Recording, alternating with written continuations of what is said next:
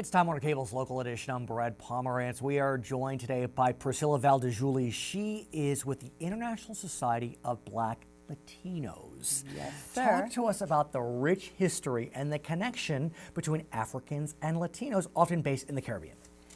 Well, it's something that I discovered with Henry Louis Gates many years ago when I was in a meeting and he said, "Young lady, do you know that all walking human beings came out of Africa?" Of course.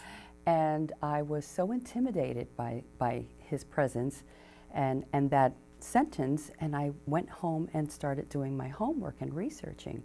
And we all have different lineages because all the people that were enslaved, where did they come to? Where were they dropped off? And so you have all those mixtures of very many different countries that have African roots, African heritage, African lineage. But what's interesting about you specifically is your African roots are more recent, whereas mine, for example, would be more distant. Right.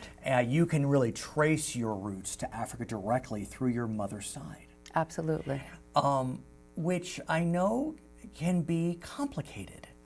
You're from Puerto Rico, so there's a lot of kind of that salsa Spanish mentality, but you do feel that tug from the African continent. Well, some of us do and some of us don't, and that's the whole purpose of ISBL. We want children and the youth to open up dialogue and, who am I?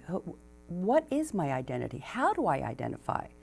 Because in daily life, I'm looked upon as African American. Well, it's interesting because I said to me you appear very light-skinned. I don't know that I would think that you had African roots. Right. But your response was? And that's a misnomer. Misnomer because you're Jewish. Happy New Year. Right, thank you. But I have a sister that looks not just like you, but she's got blue eyes, very, very light skin, and blonde hair.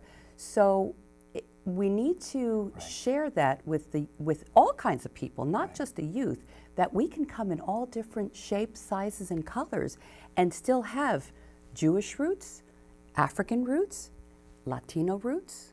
We're all the same, but we have differences. And there's no doubt that, in the last century, let's say, everyone wanted to put people in a box. Yes. You were Anglo, you were African American, you were Latino, you couldn't be a mixture. Right. But the reality is, in the 21st century, we're all mixing. Right. And so how do you create that sense of pride within the different boxes?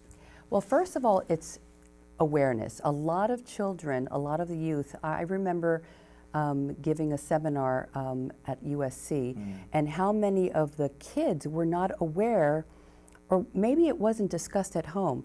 So I'm Mexican, but depending on how you look or your hair, your skin color, where did that come from?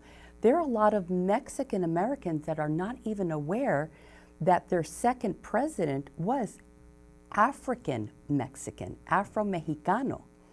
So once you have that awareness, talk about it and learn to identify. And celebrate it. And absolutely, because you have celebrate your music, your food, your looks, maybe what's different to someone. When I first came to the United States, I looked so different, people would bully me and spit on me. And beat me up. I wish I could see them now. I was going to say, I want to thank you so much for joining us. She is Priscilla Valldejuli. She is with the International Society of Black Latinos. Go to their website, blacklatinos.com. I'm Brad Pomerance. It's Time Warner Cable's Local Edition.